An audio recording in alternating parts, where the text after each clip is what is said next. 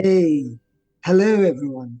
And more people are joining us as they're being allowed from the waiting room into our vast conference venue here. The wonders of webinars are really quite amazing, aren't they? We can have not infinite capacity, but hundreds of people on our webinars, all in this virtual space, and all keen to listen, to participate, ask questions, and so on. And it's truly amazing because innovation, in that sense, very much is beginning at home. And the talk we have tonight is called Innovation Begins at Home. We'll hear lots of aspects of this from our very distinguished speaker, Professor Andy Stanford-Clark, who is a fellow of the BCS, but also IBM Distinguished Engineer, IBM Master Inventor, the holder of more than 40 patents and numerous other achievements, such as being a visiting professor at least 2 universities, and many other things that he's going to tell us about. Well, my name is Dali, and I have the privilege of being the chairman of 3 great BCS groups: BCS London, Central, South, and North. And we've got a super bunch of colleagues there, and we see many of them on our webinars. And we're having many webinars at the moment, as you know, probably at least 4 months. Well, that is great. And of course, if you, like me, enjoy learning things, it's a super place to be. So do keep coming and joining us. You tell your friends, do replay the videos and benefit from all the knowledge that we get from our wonderful speaker. Okay, well, on that theme, back to our wonderful speaker for this evening. Andy Stanford-Clark reflects on the past 10 years of his innovative home energy saving projects. And I get the feeling that he's busy innovating away every chance he gets. You'll hear more about that fairly soon. And how they have led to an involvement in a community energy scheme, for example, an island scale renewable energy program. What's that about? Well, if I tell you that Andy is currently on the Isle of Wight, at the southern side of the Isle of Wight, known as, and that's where his video screen and he are located right now. So let's hang on to him before he gets blown away by the current storm. And he's also assisting in living technology for the elderly. So he'll tell us more about all of those things and also his outlook on technology as to what in the coming years. Well, that is truly amazing. Let me tell you a little bit more about Andy and his biography. He's an innovation leader in IBM research. He's an IBM Distinguished Engineer, a master engineer and inventor with more than 40 patents. He's based, in fact, at IBM's Hursley Park Laboratories in the UK, the research center we might think. And he's been working in this area that we call the Internet of Things for more than 25 years. Wow. He co-developed the MQTT messaging protocol in 1998, which is now an ISO and IEC standard. He's a maker. He's an enthusiastic maker of things. He's right now exploring 3D printing. I wonder what for. We'll find out soon. He's got a BSc in computing and mathematics and a PhD in computer science.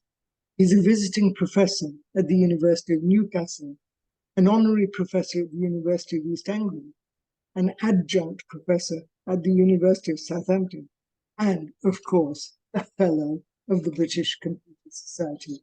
Please join me in welcoming Andy. Thank you, Dalim. That's a splendid introduction. Thank you. And of course, the last but not least, FBCS, which I'm very proud to be. Great to be addressing such an august body again. It's great to be here. My talk is entitled Innovation Begins at Home, And for me, this really is a truism, because I like to literally bring my work home with me and turn my home into a living laboratory. That doesn't always go so well with my family who live here as well, but it's always good to try these things out in the comfort of your own home before you unleash them on a wider audience. So that's been very much the motivation of my experimentation over the last 25 years, I guess. So it's pretty much ingrained in my the way I approach things. I thought it'd be really interesting in light of the kind of discussion we have at the moment about energy crisis and the spiraling cost of energy and focus on climate change and people trying to head towards net zero and reduce their carbon footprints, to reflect on the last 10, 12 years. Because it seems I've been doing this for quite a long time. And when I started looking into it, I discovered that actually there's a whole lot of stuff I did 10 years ago, which has become very topical right now. So I thought I'd kind of compare and contrast what I did then with how applicable it is now, and sort of bring it all up to date. Along the way, we'll be covering some of the things that Dalim's just been describing, including making and 3D printing and so on. And right at the end, I'll look forward to the next 10 years to give a not just a sort of not an official definition of what's going to come next, but the things that are very close to my heart personally that I think are going to be important, certainly to me, in the next 10 years. I'll click the right button. So let's talk about home energy saving. I've been monitoring how much power my house uses for a very long time, long before you could buy energy monitors. And so I built my own system. I'm a keen electronics hobbyist, and I connected it up to my power supply so I could see how much power the house was using. And as one does, I put it live on the internet so everyone could see how much power my house was using. And it's really interesting. You get these interesting little ups and downs. It's the fridge and the freezer going on and off. This big spike here at 6:30 was me in the shower, and you get a couple of cups of tea. And then this double spike here is the dishwasher.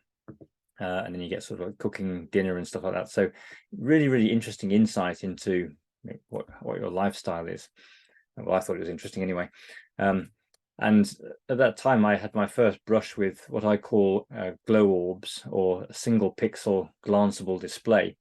This was actually one that was built by a friend of mine at MIT called David Rose, and it was called the ambient orb. And this, rather than having to go to a graph on the website and have a look at how much power the house is using, this gave a very simple red, amber, green indicator, which showed anybody who looked at it how much power you're using. And even my children were known to go, "Ooh, why is the orb red, Dad?" And we'd hunt around the house finding things that had been left on and turn them off before we went to bed, which was very good education for them. It saved me a ton of money as well. If you turned off a heater that had been left on, that could easily save you $5 overnight. So these glanceable displays, very useful in just keeping a background awareness of what's going on. Not content with monitoring the whole house, I wanted to drill down and find out what different parts of the house were doing. So I added some additional current clamps to the different parts of my distribution panel, the different zones of the house. Added some individual appliance monitors to various appliances like the television and the fridge and the dishwasher and so on, to see how much power they were using individually.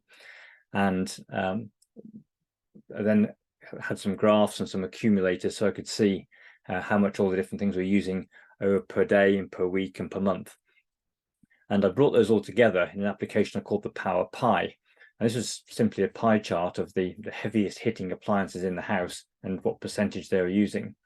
And I wasn't too shocked to find that the underfloor heating was using quite a lot of electricity in the winter. That's how we heat part of the house. But what was a shock to me was the kitchen lights were consuming 8% of the electricity bill. Now, back then, this was more than 10 years ago, you didn't have to have LED bulbs. You could still buy incandescent bulbs. So we had these halogen spotlights, big rows of them, really, really bright, and they were on lots of hours a day. And so that was consuming quite a lot of power. Now, back then, you didn't have to buy the LED lights, but you could as a lifestyle choice, and they were quite expensive. But they used 1/10 the electricity, because as we all know, incandescent bulbs give out about 90% heat and 10% light, whereas LED bulbs give out a little bit of heat and quite a lot of light, so they greatly reduce the electricity. And when I did that, the the kitchen lights went from 8% basically to a tenth of that, so 0.8%. They're off the bottom of the scale, so they didn't even show up anymore. And that to me was absolute obvious justification for replacing all the bulbs with LED ones. Now, of course, we have no choice, and we have to, and that's making a dramatic effect, dramatic impact on people's electricity bills. Even though we complain about the higher cost of LED bulbs, although that is still coming down, the massive saving in electricity is well worth the investment. So that was what I was doing at my house, and as Darlene mentioned, I live on the southern tip of the Isle of Wight, which is a little village called Chale, and I got involved in a project which was imaginatively named the Chale Community Project, because it was based in Chale and it was to do with the community. There was a good name for it. And there's a small social housing estate in Chale, and the people there are not particularly well off, and a lot of them are in what's called energy poverty. And again, this is a term we've heard in the news more recently. This is where you spend more than 10% of your household income on your energy, electricity and gas.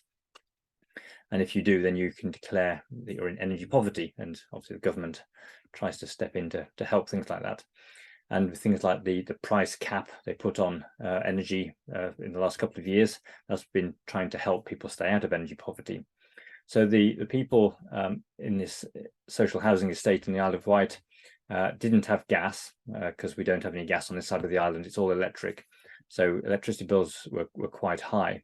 So the housing association, which owned these houses, decided a very ambitious program to retrofit 50 houses, essentially the whole estate, with some modern things. So they gave them loft insulation, double glazing, an air source heat pump, and they put solar panels on the roof. And so the idea of that was that the residents would benefit from the free electricity generated by the solar panels when the sun was shining. And the kind of exam question was, would they change their behavior to make use of the free electricity, which they then wouldn't have to pay for from the grid, or would they stick to their usual ways of just putting the tumble dryer on in the evening because that's what they'd always done, not really giving a thought to the fact that they'd have to pay for that energy from the grid, and to see whether they'd actually change their behavior. And it was really dramatic. In fact, people became very energy conscious. They knew exactly how much each appliance used. They knew exactly how much power was coming off the solar panels. They'd look at the weather forecast to see when it was going to be sunny in the afternoon, or I'll put my washing on this afternoon. And people were saving huge amounts of money off their electricity bills, which was a great success. But we wanted to monitor what they were doing because it was sort of anecdotal. So we wanted to put some monitoring in. So I was invited to come and retrofit the houses with some energy monitoring equipment, rather like at my house. And first of all, we put up a graph, which was a bit like the smart metering graph that you'll see. If you've got a smart meter, you'll see a very lumpy, just 24-hour readings a day. Doesn't really tell you very much. It just gives you an overall impression. So then we decided to kind of get a bit more detailed and do it similar to the one that I'd implemented, which was much more spiky. So it was taking a reading every 6 seconds and putting that data up. So now you can start to see individual appliances kicking in and the profiles that they have. So each different appliance has its own identifiable fingerprint of its shape on this graph. So you say, oh, well, that's the dishwasher, I recognize that. Or, oh, that's me in the shower, I recognize that. And we also put in some appliance monitors, and we asked the residents what they thought the biggest, sort of the hardest hitting appliances were. Most of them said, oh, tumble dryer, washing machine, correct. It's interesting to see what people think of as big energy consumers if they don't already know.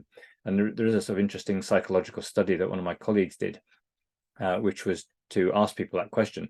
And it turns out that people assume that larger appliances use more electricity, which certainly isn't necessarily the case. I mean, fridges, for example, usually pretty big in your kitchen, but don't use all that much power.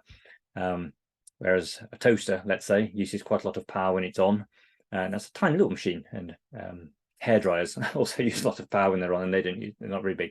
So really interesting what the sort of psychology of that is. So we let people choose which appliances would have the appliance monitors on them. So there's a really interesting thing on this graph, which is the grey bar at the bottom, and this is the stuff that's always on. So this is the line below which the graph never falls. This is if you creep down in the middle of the night when everyone's in bed, the telly's off and everyone's asleep, the lights are off, with a torch and look at the electricity meter, you'll see that it's reading some number, your smart meter display. And that's the amount of stuff that's always on. It might be TVs on standby, battery chargers that aren't plugged into anything, it's sort of on standby.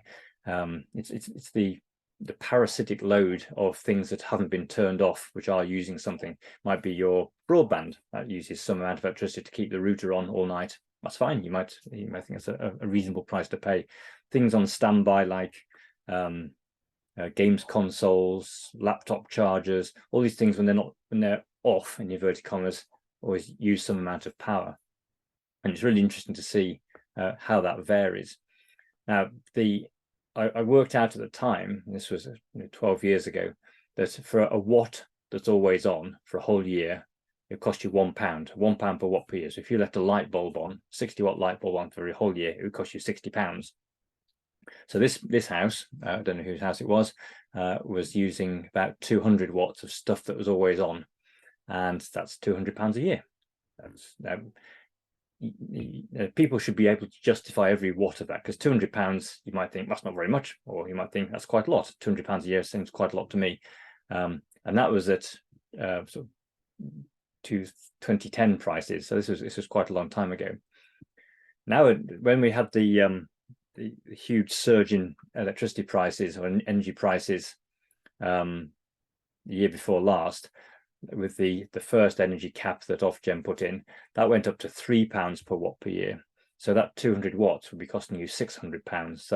That's a real lot of money. Now it's come down a bit. The price caps come down, and actually the price of electricity has fallen. There's now about £2.50 a watt. There's a table on my website which says for each, however much you're paying for a unit of electricity, that's how much £1 per watt. So how much it costs per watt per year to keep that on.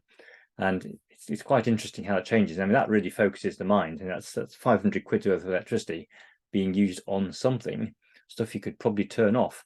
Now, this was all before what's called the 1 watt directive, which was one of the more useful ideas that came out of our time in the EU, and sadly no longer.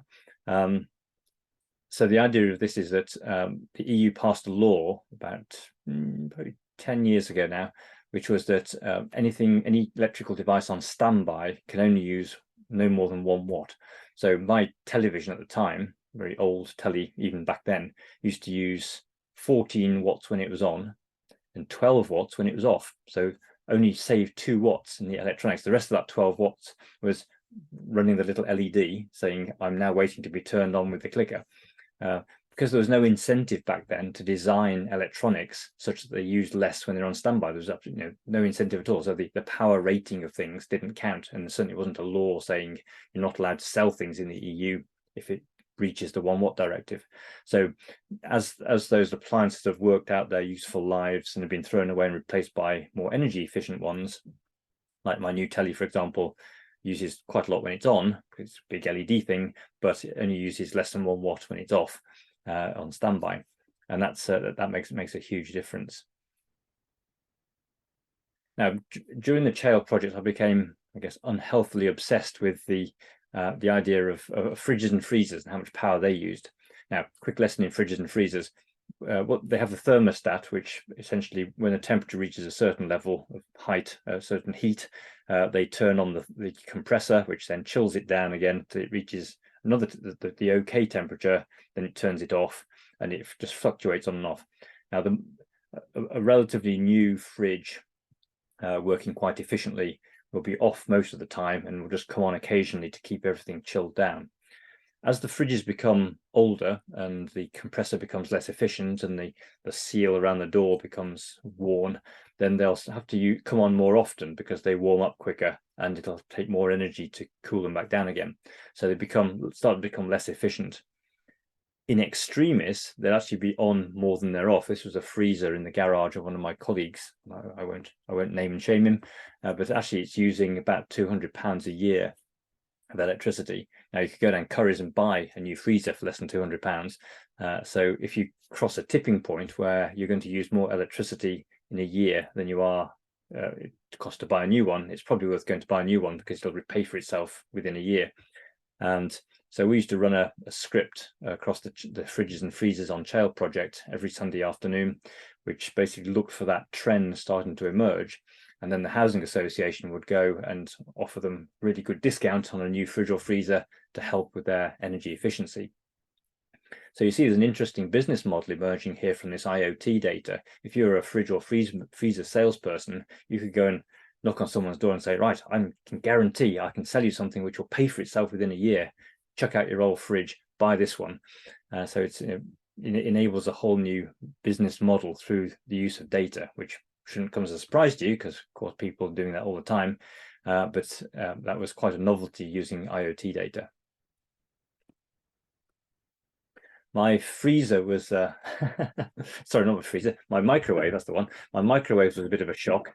Now this, as most microwaves do, had a clock on it. I'm never sure why the microwaves have clocks on them, but they always do. They normally say 0000, certainly mine do. And that's, I put it on a electricity monitor to see how much power it was using, and discovered it was using 4 watts all the time just to run that clock. So that was at £1 per watt per year, £4 a year. At £2.50 per watt per year, that's quite a lot more. Now I did an experiment. I monitored the use of this microwave for the whole year to see how much it actually cost to cook things in it. And we don't use them a huge amount, but just defrosting stuff and heating things up. And it turned out that on average we're using it for about 2 minutes a day at a kilowatt. So that was, and it was less than £2 per year. So the greater sort of OPEX cost, the operating cost of my microwave, was not cooking things but running the clock, which is absolutely crazy. So of course we started turning the microwave off at the wall when we weren't using it, and it saved me all that money. Now of course with the 1 watt directive, my new microwave uses less than 1 watt running, and still has a clock as well, but it uses less than 1 watt. So that's good. So it's using much less than it used to. But that's a real shocker. And if people are unaware of these things, there could be any number of those things on standby in your house, consuming vast amounts of electricity. Some of the very early digital radios, the DAB radios, in order to keep their channel list, they used to use as much electricity when they were off, in inverted commas, i.e. not producing sound, as when they were on. Exactly the same amount of electricity. It's just bonkers. So thank goodness that's slowly working its way out of the system. So the visibility we got of people's sort of lifestyles from those graphs, we could tell when they got up, when or if they had a shower, how many cups of tea they had during the day, roughly when they went to bed, that kind of thing. Told you an awful lot about their lifestyle. So we thought we could potentially use this for what's called ambient assisted living. And this is what the academics call this idea of passively monitoring elderly and vulnerable people in their homes to keep an eye on them. And we're not talking about cameras, or microphones or anything. This is passive monitoring. So you're just kind of noting when things happen, when they get out of bed, when they have a cup of tea, if they cook dinner, how long the telly's on for, that kind of thing, to check they're okay. And so I worked with a company called Current Care at the time, and they built a range of products. There was a little hub that went in the house and connected to broadband. And then there were various monitors, like an appliance monitor, a pressure pad to detect if someone was sitting in their armchair, a door or window sensor to detect if the front door was open, a toilet flush sensor so we could tell when people went to the toilet, possibly a little bit invasive, that one, a temperature sensor which you put in the and humidity sensor to go in the kitchen to tell when something was being cooked, to check they're having a hot meal, that kind of thing. And it was really interesting. And there was a dashboard which allowed you to set up to monitor the different sensors and set up triggers. So if you thought, for example, it was important to know if Granny had a cup of tea by, let's say, 10 o'clock in the morning, then you could set up a rule in this dashboard which would then send you a text if Granny hadn't had a cup of tea by 10 o'clock in the morning, and then you could give her a call and check she was okay. And although Current Care itself didn't actually go anywhere as a commercial business, I'm pleased to say that one aspect of this has survived, and this is a little side gig that I have, nothing to do with my career at IBM, just something I'm doing good for sort of technology for good. Kettle Companion, and if you go to kettlecompanion.com, you can see all about this. So the idea is that there's a monitor on Granny's kettle, a little energy monitor that it plugs into, and in my house I've got a little plastic kettle about a couple of inches high, which normally glows green to say, yep, she's had a cup of tea. If by any chance she hasn't had a cup of tea by 10 o'clock, or sometimes I set, then it turns red and sends me a text to say Granny isn't up yet. It might be that she's perfectly okay and just hasn't had a cup of tea yet, or she had a cold drink, or it might be that she wasn't able to get out of bed for some reason, something bad's happened to her, she's had a fall. So she maybe the first, I could be the first responder, knowing that she hasn't had a cup of tea yet. That would tell me that something was wrong. And so that's what they look like. They're pretty cool little devices. I say kettlecompanion.com, and my mother-in-law has one of these at her house, and she's actually she doesn't think of it intrusive at all. She thinks it's really valuable because her biggest concern is her dog, and she's really worried that if one day she's not able to get out of bed, and she's read these things in the Daily Mail about how the dog starved to death because the old person's died and no one found out about them for months. So now we know by 10 o'clock that there was something wrong, and we could go around and let the dog out. So she's very happy with that setup. So that's I think it's pretty cool. It's quite a nice gentle use of IoT. So smart energy networks. So this is what I used to work in 10 years ago. I was IBM's CTO for smarter energy in our consulting business. So I got involved in the smart grid of the future, federated distributed energy systems, microgeneration, PV, electric vehicles, all the things we're starting to see about smart grids. And I was lucky to be involved in a very ambitious project here on the Isle of Wight. These things tend to start here on the Isle of Wight, called Eco Island. And the sort of very noble vision of Eco Island was to make the Isle of Wight into an energy self-sufficient island, and indeed a net exporter to the big island to the north. And we're going to do that through a number of ways, mainly through microgeneration, renewable generation, like solar farms, and demand side management. This is where you can turn things off when the grid needs extra power. So when like in the early evening, when people start cooking their dinner, you need extra power for the grid to supply that. So obviously you can turn on more generators, but that they consume carbon. In the evening, there's no solar panels available, so you can't just use the solar that's been generated. But what you can do is generate what's called negawatts, negative watts. So if you get people to turn things off, then that power that's been freed up goes into the grid and can be used to meet the demand. So we did a little experiment of doing this, and this is part of sort of what's called HEMS, Home Energy Management Systems. And at the time, I was playing with this little bizarre little electric vehicle. There's a French thing called a Mia, which was very strange. I had it for a couple of months, and just to understand quite far ahead of the curve what having an electric vehicle was all about. And I wanted to control its charging, so to make it grid sensitive, so it wasn't charging up at the time when everybody was using lots of electricity. Because the worst thing that can happen is you come home from work, put the oven on to cook dinner, plug your EV in to charge it up for the next day, at the time when all the PV is just dropping off, and the grid's at its highest carbon. So although your electric vehicle is very sort of low carbon when it's driving along, it might have been using the dirtiest electricity possible, because it was done at peak time. So ideally you want to charge your EV at off-peak times, like in the middle of the night. So I built this little thing, gadget, to allow me to control the charging of the EV. And the first one melted because well, it wasn't big enough. So I've got a bigger curry box and a bigger relay, and built this thing which I could control the charging of the EV through software. So I wrote some software to make the charging of the EV grid sensitive. So as, for example, a big load in my house turned on and off, the EV would stop charging when that load was on. So the total charge, the total usage of my house didn't exceed. So it wasn't cumulative. It was one or the other.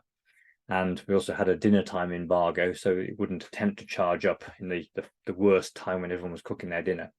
But apart from that, it was free to charge up whenever it wanted, and it would make sure that during the night it would turn on and off and charge up the battery in a grid-sensitive way. So that was a very early experiment into doing that.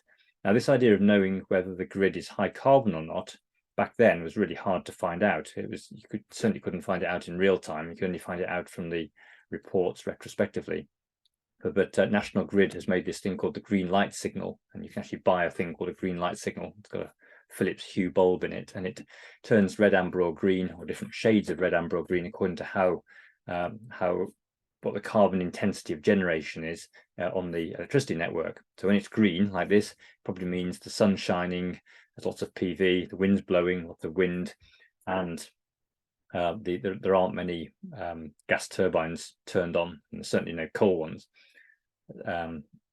So that's quite a good thing to watch. And I've got one of these on my desk here. It's pale green at the moment, so it's not the lowest carbon, but it's the second lowest carbon, mainly because the wind's blowing a hoolie. Yeah.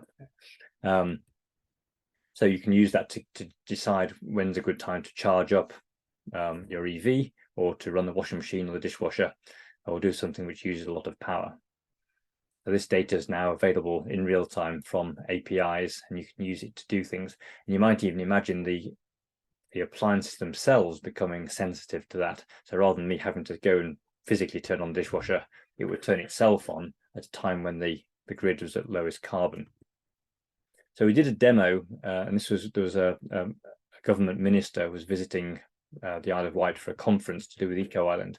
So we gave them a demonstration of this demand side management, so they could try reducing the carbon footprint of the Isle of Wight themselves. And ministers like doing things like that. So we had these various loads which I could turn on and off manually, like the electric vehicle charger and a electric heater and things. And then when they're all turned on, they totaled about 4.5 kilowatts. Only 4.5 kilowatts, but never mind, that's better than nothing. And then the minister clicked the button on the left here, and then that sent a signal out across the island from Cowes to the various places where these different appliances were, saying, "Can you turn yourself off, please?" And they all sent back a signal saying, "Yep, I've turned myself off." And then they would, the graph would go down and it would reduce by as much. Of course, it might not be convenient to turn something off, so they might come back and say, "No, I wasn't able to turn off," but that's okay. The ones that can contribute towards the reduction can do, and you can then say, right, we've freed up this many kilowatts or megawatts or gigawatts back to the energy grid. Those are now available to use as negawatts, negative watts. So that was all good fun. Way ahead of its time, I have to say, because we're not doing home energy management system or demand side management just yet, but I'm sure it will come. I also dabbled back then with some another technology called hydrogen, well, not called hydrogen, using hydrogen as a fuel for transport. And we keep hearing about this on and off. And I know there are some hydrogen buses in London, which is quite cool. The RV1 route is all hydrogen buses. So I was working with a company called ITM Power up in Sheffield, and they make a hydrogen electrolyzer. So this takes in water and electricity, splits the water up into hydrogen and oxygen. You store the hydrogen under pressure, and then you can use that as a fuel. So there's two types of motor or engine that you can have with hydrogen power. One is the FCEV, fuel cell electric vehicle. So a fuel cell is the opposite of an electrolyzer. So that takes hydrogen and oxygen, it recombines them over a catalyst to make electricity plus water. And it's reasonably efficient. The efficiency of the process, the round trip process, is about the same as burning coal. So it's about 60% efficient.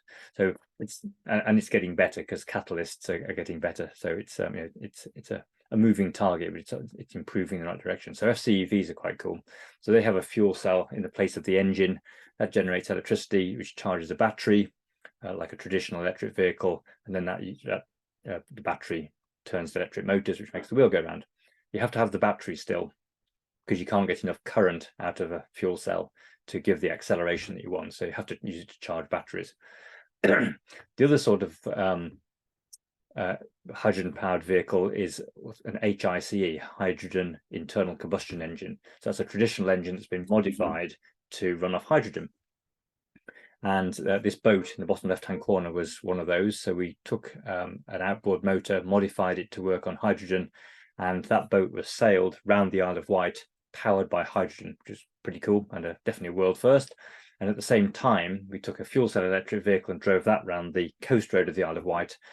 So we've done both land and sea navigation of the Isle of Wight, circumnavigation of the Isle of Wight using powered by hydrogen. So that's all quite cool. Now, at the time, I was really fascinated by this stuff, so I wanted to learn more about how it all worked. So I built what is the first, and turns out only, hydrogen-powered Raspberry Pi, and it was nicknamed the Hi Pi on Twitter. And so I used to give a presentation about this fuel cell project, and I had it stored on this Raspberry Pi. So when I went to give a presentation, I'd take this and put it on the lectern, plug in the HDMI cable, connect the hydrogen cylinder up, those blue and white cylinders at the top. The fuel cell at the very top would kick into action, and the electronics that manage the fuel cell would light up, and then the Pi would boot, and all the boot up screens would come, and it would boot directly into my presentation, and then I'd give the presentation about the hydrogen project. So it's a very sort of self-referential system, and of course everyone was very keen to come and see the Hi Pi afterwards. And it's the only time I've ever had a round of applause before I gave the presentation, because the computer had successfully booted up on powered by hydrogen, which is quite cool. I've mentioned ambient displays a few times. I mentioned that very first one, my first ambient orb. It was designed by David Rose at MIT. He wrote this amazing book called Enchanted Objects, which is really the idea that IoT, Internet of Things, brings enchantment to everyday objects. For example, one of his products is an umbrella, and you leave it in the umbrella stand, and on the end of it there's like a glass bauble, and that if it's not on, you leave your umbrella at home. If it's flashing red when you go out in the morning, you take it with you, because it's going to rain and you're going to need that umbrella. So that essentially enchants the umbrella, make it useful, and you know if you're going to need to use it. So that really inspired me, and most of my projects since then have had some element of ambient display. So my journey with these glow orbs has gone through quite an evolution over various models, until we standardized on the glow orb classic, which is a ping pong ball on a 3D printed box. And then the more recent one, which that was a bit of a faff, because I had to cut holes in LED in ping pong balls and glue them on and stuff. So we now have the square orb, or the squorb. I've sold quite a lot of these things. There are hundreds of them out there, used for all sorts of things. They connect to Wi-Fi. You send them a color like hash FF0000, and it turns red. So it's a very easy single pixel output display, very easy to get going. People use them as indicators for all kinds of things. And one of the again, technology for good projects I got involved in a few years ago was with Northumberland County Council, and they were looking at the Holy Island, which is the little island off the coast of Northumberland, which is connected by a causeway, and it's closed. The road's closed when the tide's in, and it's only open when the tide's out. And despite publishing the tide tables and making it very obvious, about one idiot a month still drives their car across, thinking that they can get across, and in fact can't. So they end up losing their car. RNLI has to rescue them. They have to get this car out of the water. It's an insurance write-off, polluting the water, all sorts of things. So it's really bad. So they said, is there some way we could educate people about the tides and the causeway? So I came up with this thing called the HICI, the Holy Island Causeway Indicator, which is a glow orb, which a lot of the restaurants and bars and guest houses around Holy Island on both sides of the on the islands on the coast have in like the guest bedrooms and places like that, so people can just see at a glance, is the causeway open or not, and it responds to the tides coming in and out, and it tells you if it's safe to cross or not. And I just think that's a really nice thing to have this glanceable display. And although you don't consciously look at it, although you might do, you just become aware of the patterns of the tide because it's constantly telling you. So it's that's really good. So obviously it's red there because the road was just closing and we weren't able to get across.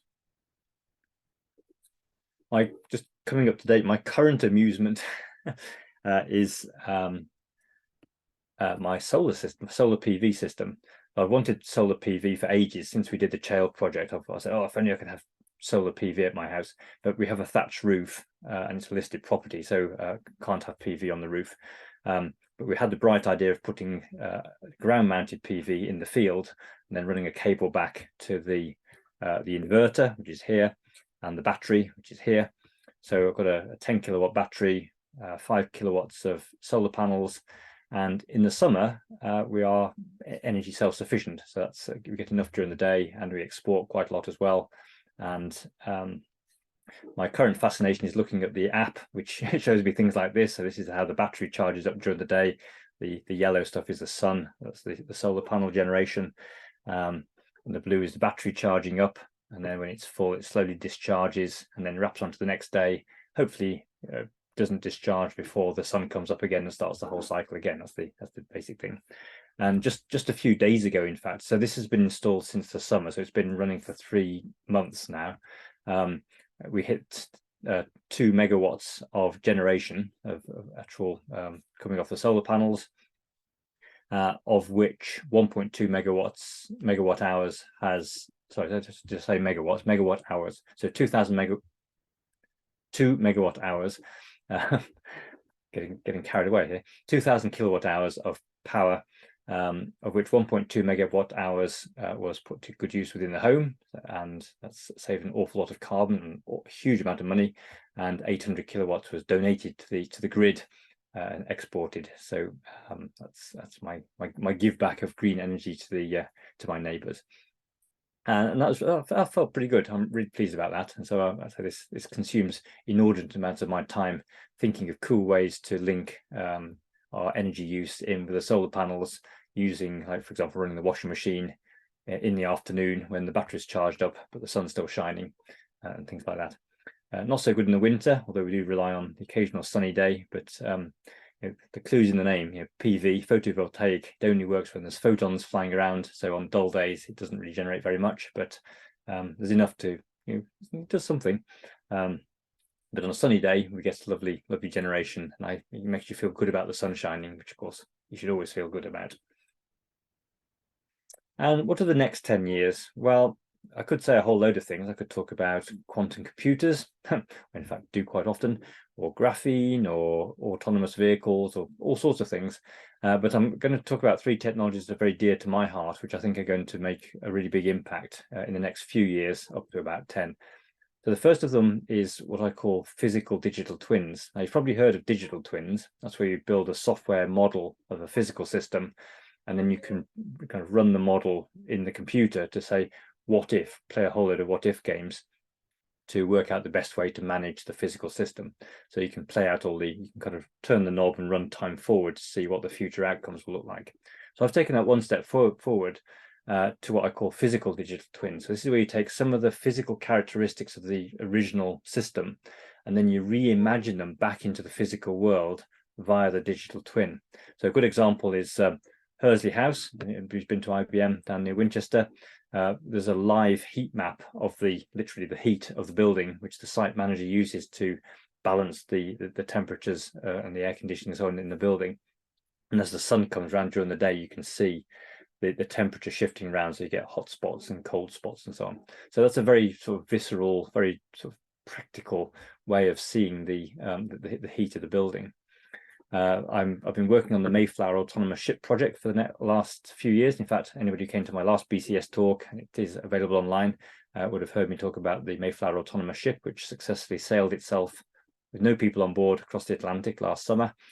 So I've built various physical digital twins of the data from that. One of them is a turntable which rotates to show which way the ship is pointing, and little LEDs go along it showing the speed. And then there's the throttle and rudder combination, which uses little servo motors to tell me that the throttle and the rudder are moving. So it just alerts me to the fact that something's changing on board the ship. So it might be turning to avoid something, might be speeding up to do something. So it means I can go and look at the other displays, the graphs and the dashboards, to see what's actually happening on board the ship. So that's a really nice way of doing it. And the weather clock in the middle uses data from the weather company, which is the weather forecasting company that IBM owns, to tell me what the weather at my house, very hyper local weather forecast, is going to do. So that's saying it was going to be sunny during the day and rainy during the night.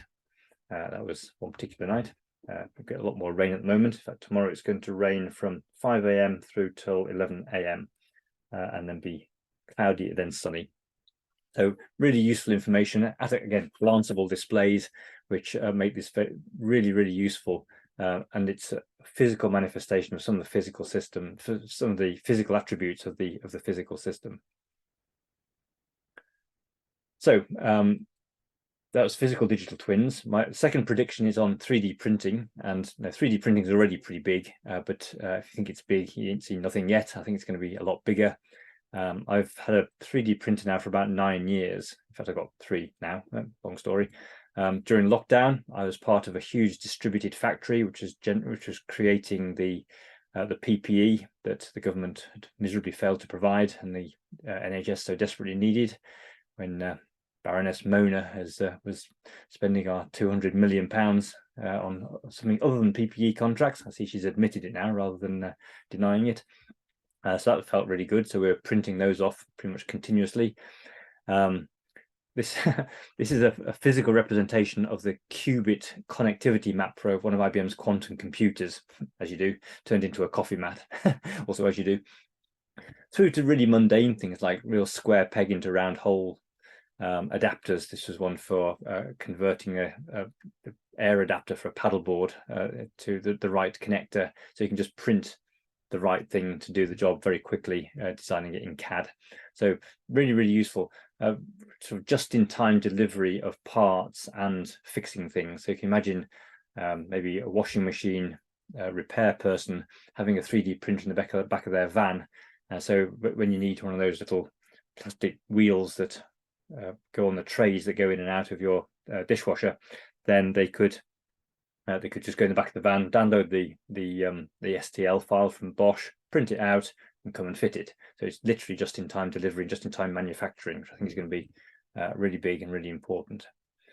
And then the third one is virtual and augmented reality. And you could say, well, duh, but VR's crossed an interesting tipping point fairly recently, probably in the last 3 years, I'd say. One is that the headsets are affordable. So rather than costing thousands, they now cost low hundreds. So something like that, Quest 2 cost about £200 or £300. And the other tipping point, which is really important, is you don't feel sick when you use it. And that means we can now use them for useful things. We've been saying for ages, oh, when VR comes along, we'll use it for this, this, and this. But people got seasick, so it was not seasick, motion sick. So it wasn't really plausible.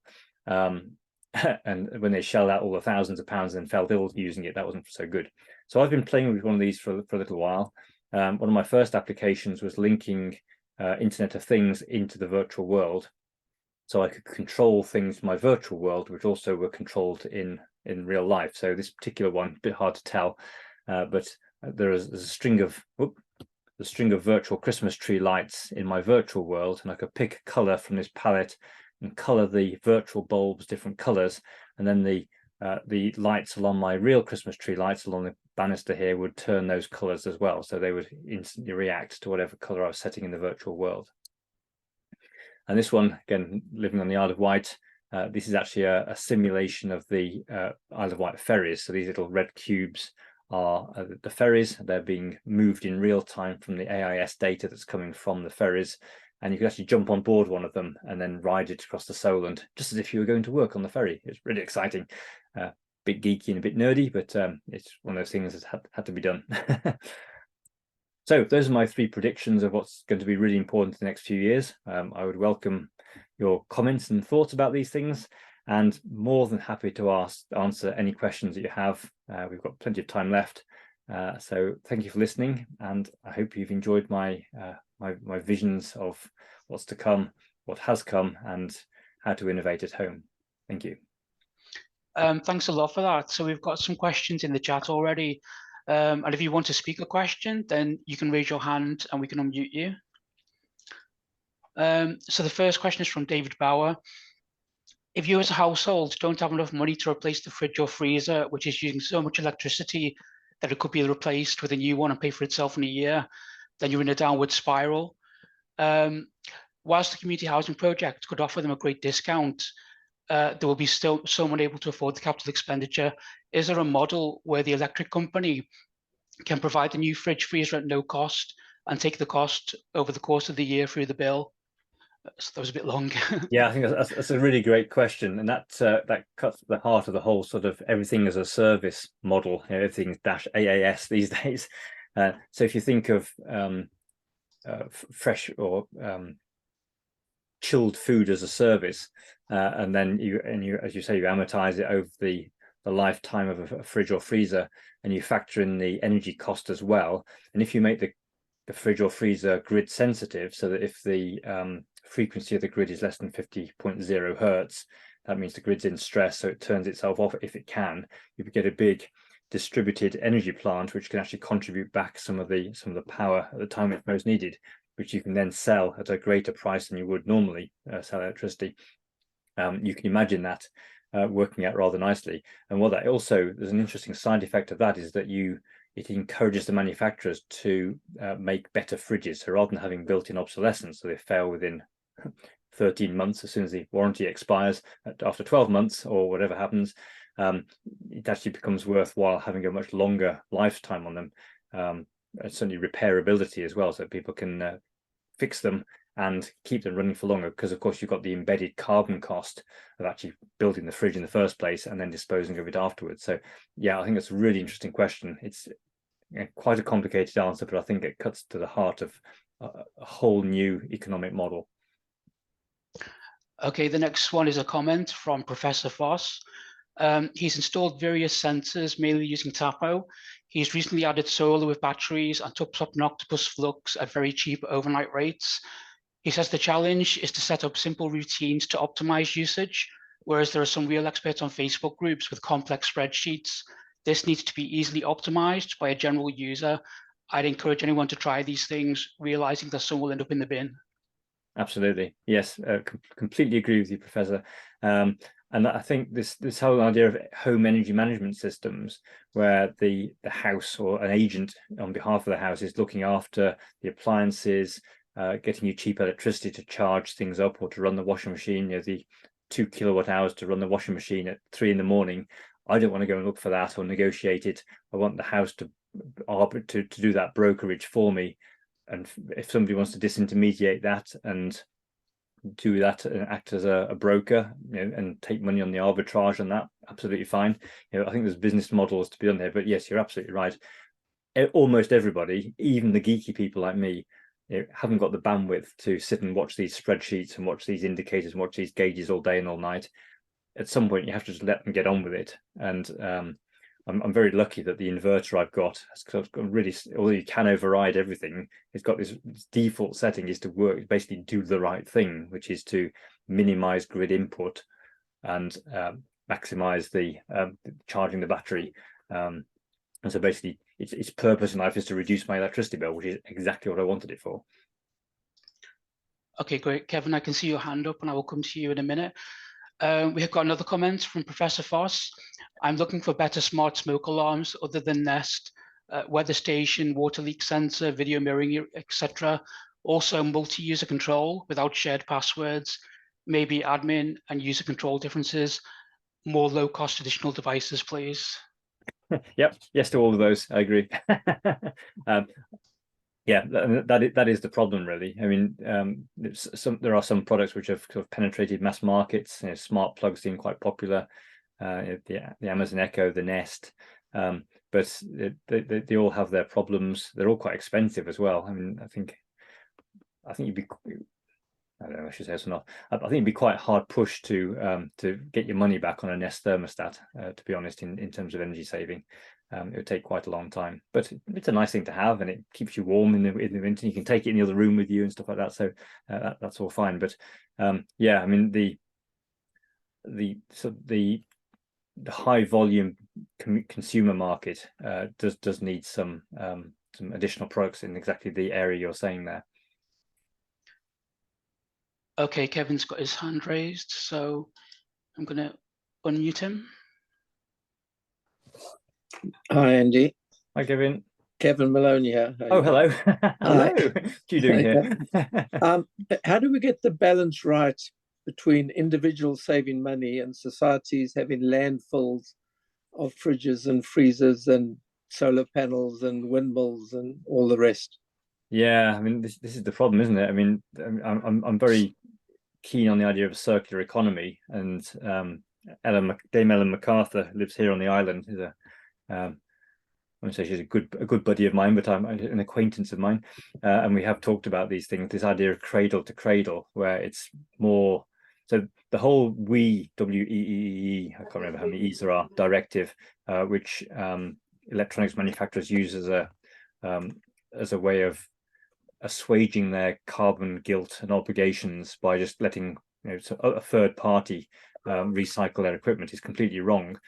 All manufacturers should take back the thing they make, and then, because they know best how to recycle it into something else. So a phone, for example, there's a whole probably 90% of that could be taken out if you knew what you were doing and put back into the next generation of phone. Washing machines and tumble dryers, absolutely. I mean, there isn't much innovation in there. You could just, but you have to know what you were doing. So it does rely on the manufacturers wanting, taking them back. But if you start the next product with a whole handful of pieces, a whole box full of pieces, which were taken from once already lived out its useful life and is been refurbished and is ready to go again, then the cost of making the next one is vastly reduced, because you haven't got to go all that supply chain of getting all those parts again. So that makes the cost of manufacture becomes low. So you can either say, therefore you make a massive profit, or you can start to offer goods at a cheaper price. So it's hugely beneficial. The McKinsey did this amazing study on the economic impact of where the businesses should do cradle to cradle circular economy, and it just stacks up in spades. It's like, why doesn't everyone do this? It's because most people don't know about it yet, and it's hard to get the products back. That's the biggest problem. Thanks. Okay, the next question is from Sunda. Are there simple products available which one could use to get started? If so, where could they find one of these? Yeah, well, I mean, the first thing to do is install the smart meter and get an in-home display, and that tells you a huge amount of information about how much you're using. And it's the key thing is to know about it while you're using it, because the problem with electricity bills, if you get billed quarterly, let's say, at best, and that's not when you pay money, because they make it even worse by amortizing it over a year. So the fact you use extra in the winter and less in the summer is flattened out by a regular monthly payment. You just literally have there's no connection between your use of electricity and how much you're paying for it. So I compare it to driving a car without a speedometer. You're going along, but you have no idea how fast you're going. So having a measuring device of some sort, and the easiest way is through a smart meter, is the best way to get started. Some people like having smart plugs controlled by their Amazon Echoes. I won't say the A word because mine will wake up, and all of yours will as well, to turn things on and off. Automation is a sort of bit of a, I don't know, people can spend a lot of money on automation, and I'm as guilty as anybody. I've spent an awful lot of money on automation, but most people tend not to use it. I mean, I went into a tiny little house once, and they had these electronic window curtain open and closes. I said, "Oh, that's great." I said, "Why did you get that?" I said, "Well, I can press a button on my phone and it closes the curtains." I said, "Well, why don't you just get up out of your armchair and do it yourself?" "Well, cool, but that's not the point, is it?" Well, kind of is, really. So it's these things have to have their places, but things that turn things off when you're not using them, and only turn them on when you're likely to use them, or like during the day and turn them off at night, that makes a huge difference, and that can make a big difference. Okay, thank you. The next question is from Sarah. What percentage of users have smart cars with Wi-Fi?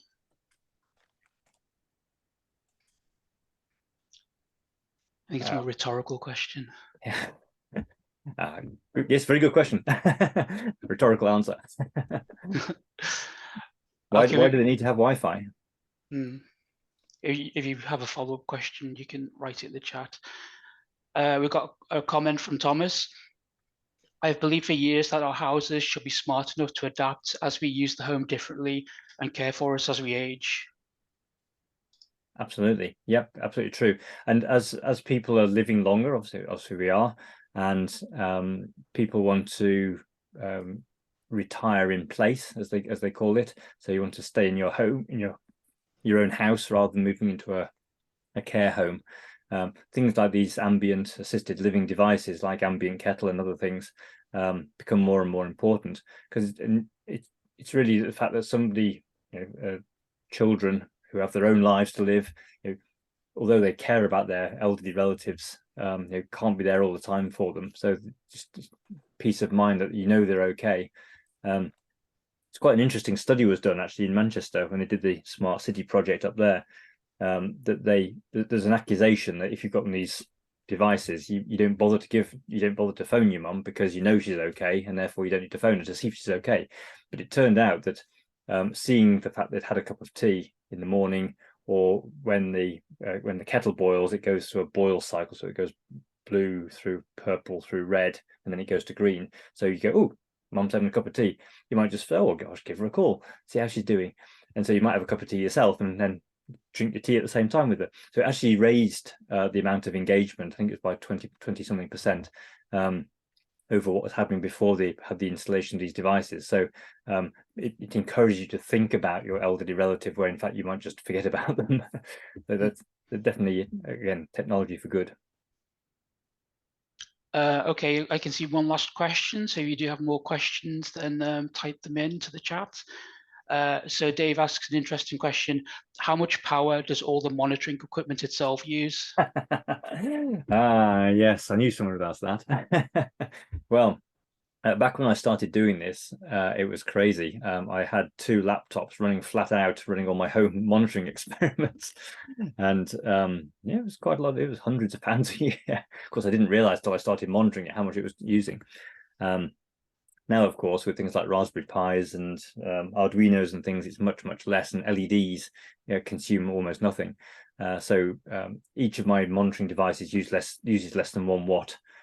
So you could say, well, it cost me, let's say, £10 a year to run all this monitoring equipment, but the savings I get from knowing what things are using is several £100s. So it's like a sort of sprat to catch a mackerel kind of thought. But your point is very well made, and it's something you do have to consider, because all these little smart plugs and things all use less than a watt, but they do add up over time. So yeah, good question, and point taken. We've got another question from Professor Foss. Any comments on the IFTTT standards across suppliers, e.g. under Google, Alexa or Apple, but for all subsidiary devices? And for my benefit, what is IFTTT? Right, that's the first question. So IFTTT, if this then that. Oh, yeah, okay.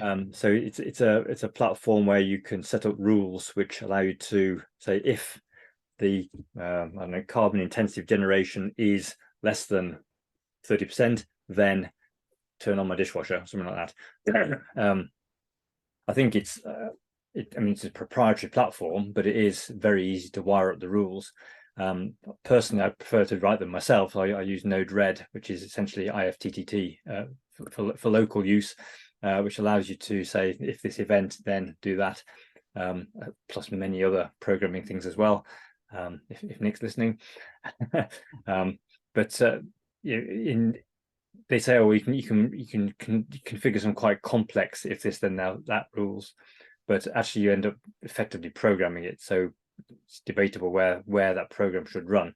But the point is, it's running in the cloud, so you don't have to run your own Raspberry Pi at home to maintain the infrastructure. So yeah, I think it does make things easy for non-programmers, and I think that's definitely to be applauded, because if you can lower the cost, lower the barrier to entry, then it becomes easier to do and more people will do it.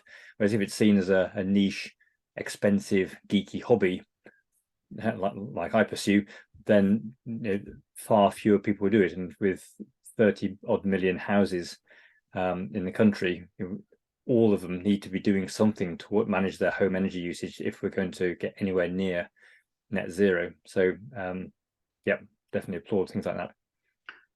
I can see Kevin has got his hand raised again, so I'm going to unmute him. Mr. Malone, hello. Me again. Yeah, you're a bit quick at throwing away having smartphones connecting to things. We have a property in Greece where just about everything's connected to the internet, to smartphone. But I was going to point out one real good usage is, every room's got its own air conditioner. So when the kids and their friends run off to the beach, without intruding into the rooms, you can just switch the air conditioners off. Yeah, from the phone. So there are a lot of good uses of. Yeah, no, You'd think you'd walk to the room and switch it off. That there's invasive ways of avoiding by just using your phone to do it. Yeah, I totally agree. Yes, thank you for that point. Yeah. Okay, we've got another question from Professor Voss. Wi-Fi coverage has been a problem, now largely resolved via mesh. Fortunately, smart devices are increasingly creating their own mesh with the Zigbee, I believe. Any comments on these self-healing systems? Yeah, I mean, it's an eternal problem. It's sort of the last not even mile, last 100-meter challenge. So we can now get whopping fast broadband fiber to my house on the southern tip of the Isle of Wight. I've got gigabit fiber to here, and then I live in a big damp stone house where the Wi-Fi doesn't trickle out more than a room at a time. So big problem. So there are some technologies like LoRa, for example, long range low power radio, and that's how my inverter talks to my electricity meter in the house from the garage using the radio link. So there are ways of doing this. Unfortunately, as you point out, there's more than one way of doing things, and there isn't a universal one yet. I've actually got Ethernet over power line, which is quite good. It's not brilliant, but it solves some problems. So you plug in an adapter at both ends, and you can either plug in Ethernet at the other end or create a Wi-Fi hotspot, and that runs over the house wiring. Some people hate it, but it seems to work quite well in my house. So that's quite handy. But yeah, there isn't one solution to this. I find that mesh, I don't know, it's a bit of a double-edged sword, really. It can work well, but it does mean that everything has to be on all the time in order to participate in the mesh. And if you turn something off, or it turns into power saving mode, or its battery runs out, then you can break the mesh if there's a kind of single link in the chain that's causing the mesh to fracture. So yeah, there's no silver bullet for this, but things are emerging which make life a bit better. Thanks. And I think the mesh has higher latency and things like that as well. Yeah, you tend not to notice it with things like, so that's an interesting point, actually. So if you're watching streaming video over it, then things like latency do matter. But if you're sending Internet of Things data, first of all, the data packets are much smaller. And if they take a second or two longer to get there, well, that's not a huge problem. So latency isn't always a bad thing. But yeah, again, you're right. We've got another question from Professor Voss. You're concerned that Alexa is listening. When visitors arrive, some want these listening devices deactivated. What are your thoughts on this? Sorry, could you say the end of the question again? I was busy looking at my Alexa, sorry. When visitors arrive, some want these listening devices deactivated. Your thoughts on this? Are you saying they should be deactivated? Some people want them to be deactivated. Yeah, well, absolutely, yeah. I think luckily there's a mute button on top of them, so you can shut them up. The other thing is I've demonstrated to my own satisfaction that they're not streaming data to the internet until you say the wake word. So then which is handled locally, and then they turn on the streaming to the internet. So they're not sending everything they hear to the internet. But yeah, I think they have become. I think there's a lot of them lurking around the place, and luckily nobody's kind of come up with a good hack for them yet, apart from shouting, Alexa, order me 100 toilet rolls through people's letterboxes, which I think is quite an amusing thing to do on a Friday night. But there's a whole interesting thing of this whole idea of adversarial attacks on AIs. In fact, that you can like add one dot to a 30-mile-an-hour sign, and a Tesla apparently gets confused and thinks it's a no entry sign or something like that. And that's not because it looks like a no entry sign, it's that one dot flipped it over into a different category in the neural network.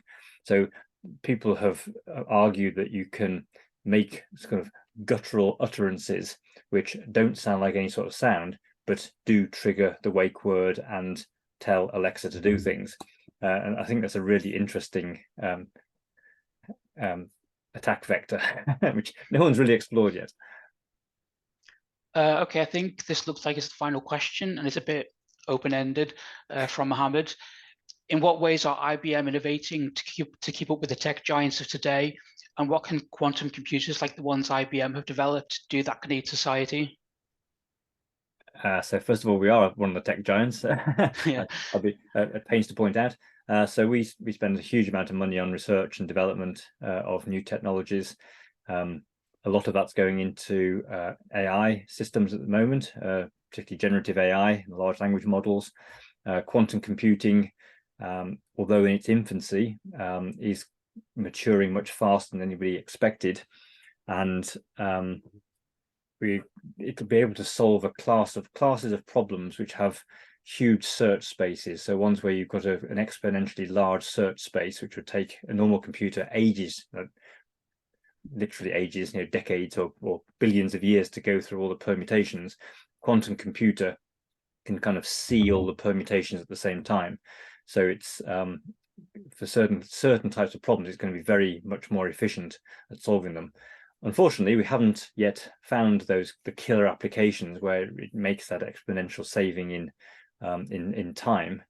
And also, unfortunately, at the moment, you can't do anything on a quantum computer that you couldn't do on your laptop in a simulator. So, but we're not far from the tipping point we call quantum advantage, where that will be the case. And so we're going to see in things like optimization algorithms and molecular modeling, computational chemistry, and indeed training AI models, quantum computers making contributions to making these models more effective, more efficient, and enabling new chemicals to be found. Like Daimler-Benz are using quantum computers to find new chemistry for EV batteries, all of which is going to be very important. So lots of potential for them, but we're right at the beginning of a new era of computing, same as we were with classical computers 60, 70 years ago.